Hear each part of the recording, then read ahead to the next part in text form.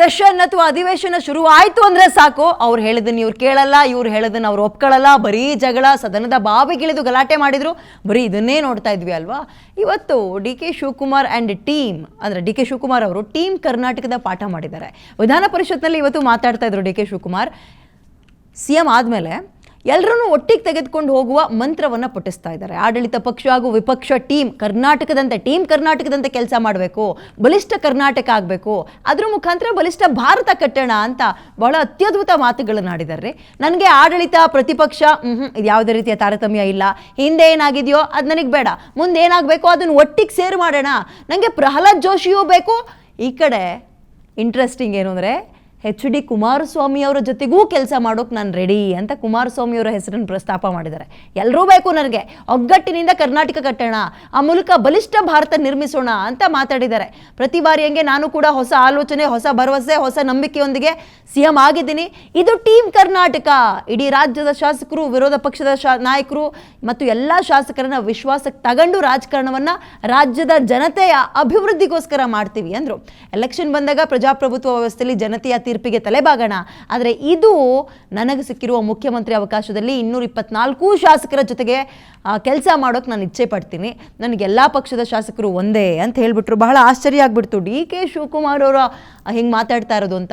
ಇತ್ತೀಚೆಗೆ ಕಳೆದ 1-2 ವರ್ಷದಿಂದ ಅವರ ಶೈಲಿ, ಮಾತನಾಡುವ ಶೈಲಿ ಎಲ್ಲವೂ ಕೂಡ ಬದಲಾಗಿದೆ. ತಾಳ್ಮೆ ಹಿಂಗಿರಲಿಲ್ಲ ಡಿ ಕೆ ಶಿವಕುಮಾರ್ ಅವರು ಮುಂಚೆ. ನೀವು ಕೂಡ ಕೇಳಿಸ್ಕೊಂಡಿರ್ತೀರಿ ತುಂಬ ಜನ ಅವ್ರು ಮಾತಾಡ್ತಾ ಇದ್ದಿದ್ದು ಹೇಗೆ ಅಂತ. ಓಕೆ, ಬನ್ನಿ ಇದ್ರ ಬಗ್ಗೆ ವಿಶ್ಲೇಷಣೆ ಹೇಗಿದೆ ಕೇಳ್ತೀನಿ. ಅದಕ್ಕಿಂತ ಮುಂಚೆ ಡಿ ಕೆ ಶಿವಕುಮಾರ್ ಮಾತಾಡಿದ್ದು ಇವತ್ತು ಏನು ಸೆಷನ್ನಲ್ಲಿ ಕೇಳೋಣ. ಹಂಗೆ ಅನೇಕ ಎಲೆಕ್ಟ್ರಾನಿಕ್ ಸಿಟಿ ದೇವೇಗೌಡರು, JH ಪಟೇಲ್ರು ಆಗ ಅವ್ರು ತೀರ್ಮಾನ ಮಾಡಿದ್ರು, ಅದು ಇವ್ನು ಮುಂದುವರೆದ್ರು. ಸೊ ಹಂಗೆ ಅನೇಕರು ಯಾರ್ಯಾರು ಮಾಡಿದ್ರು, ಹಾರ್ಡ್ವೇರ್ ಪಾರ್ಕು, ದಾಬಾಸ್ಪೇಟೆಯಲ್ಲಿ ಏರೋಸ್ಪೇಸು, ಅವೆಲ್ಲ ಕುಮಾರಸ್ವಾಮಿ ಅವ್ರ ಕಾಲದಲ್ಲಿ ಆಗಿದ್ದು.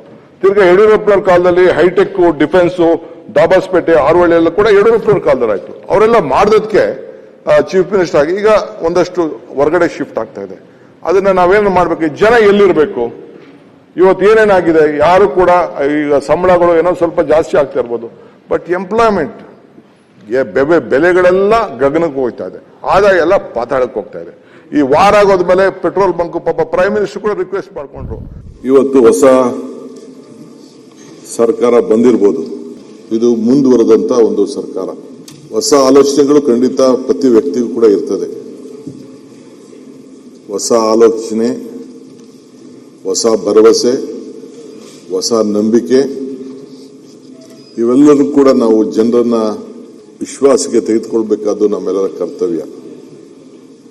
ಆದರೆ ನಾನು ಈಗಾಗಲೇ ಹೇಳಿದ್ದೇನೆ, ಇದೊಂದು ಟೀಮ್ ಕರ್ನಾಟಕ ಅಂತ ಹೇಳಿ ಇಡೀ ರಾಜ್ಯ, ನಾವು ಸಂಪುಟದ ಎಲ್ಲ ಸದಸ್ಯರು ನಮ್ಮ ಶಾಸಕರ ಜೊತೆಯಲ್ಲಿ ನನ್ನ ಎಲ್ಲ ವಿರೋಧ ಪಕ್ಷದ ಶಾಸಕರನ್ನ, ನಾಯಕರನ್ನ ವಿಶ್ವಾಸಕ್ಕೆ ತೆಗೆದುಕೊಂಡು ನಾವು ರಾಜಕಾರಣವನ್ನ ನಾವು ರಾಜ್ಯದ ಜನತೆಯ ಅಭಿವೃದ್ಧಿಗೋಸ್ಕರ ನಾವು ಮಾಡಬೇಕಾಗ್ತದೆ.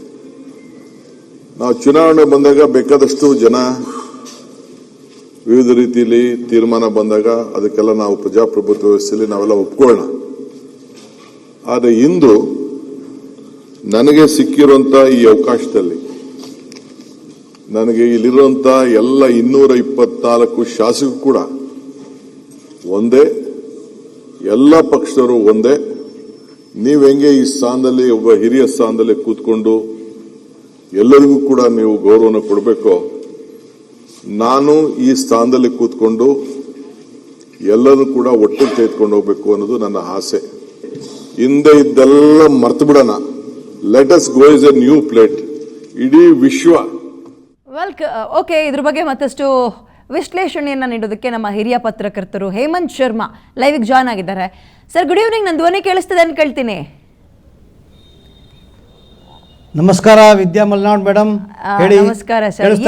ಚಮತ್ಕಾರ ಅನ್ನಿಸ್ಬಿಡ್ತು ಡಿ ಕೆ ಶಿವಕುಮಾರ್ ಅವರ ಈ ಬದಲಾವಣೆ. ಇದೇ ನನ್ನೆ ಮೊನ್ನೆದಲ್ಲ, ಬಟ್ ಇತ್ತೀಚಿನ ವರ್ಷದ ಬದಲಾವಣೆ. ನೋಡಿ, ಮಾತಾಡ್ಬೋದಾ ವಿದ್ಯಾ ಅವರೇ? ಮಾತಾಡಿ ಸರ್, ಮಾತಾಡ್ಬೋದಾ? Please go ahead. ನೋಡಿ, I wholeheartedly welcome D K Shivakumar statement. Number 1. Number 2, D K Shivakumar ಇವತ್ತು ಒಬ್ಬ ದೂರದೃಷ್ಟಿಯುಳ್ಳ ಮುತ್ಸದ್ದಿ ಥರ ಮಾತಾಡಿದ್ದಾರೆ. ಹೌದು ಹೌದು. ಅವ್ರು ಏನು ಹೇಳಿದ್ದಾರೆ? ಟೀಮ್ ಕರ್ನಾಟಕ ಅಂತ ಹೇಳಿದ್ದಾರೆ. ಹ್ಮ್.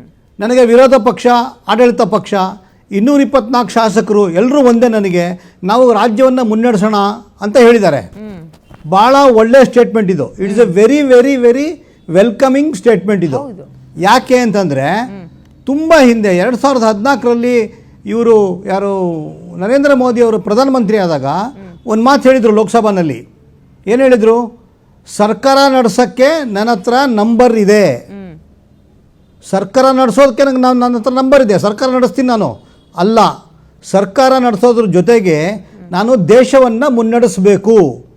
ದೇಶವನ್ನು ಮುನ್ನಡೆಸೋಕ್ಕೆ ನನಗೆ ವಿರೋಧ ಪಕ್ಷಗಳ ಸಹಕಾರ ಬೇಕು, ವಿರೋಧ ಪಕ್ಷಗಳ ಮಾರ್ಗದರ್ಶನ ಬೇಕು ಅಂತ ನರೇಂದ್ರ ಮೋದಿ ಅವರು ಅವತ್ತು ಹೇಳಿದರು.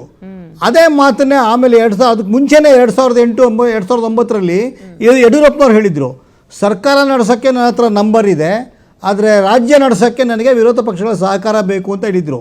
ಅದನ್ನೇ ಇವತ್ತು ಕೂಡ ಡಿ ಕೆ ಶಿವಕುಮಾರ್ ಹೇಳಿರೋದು.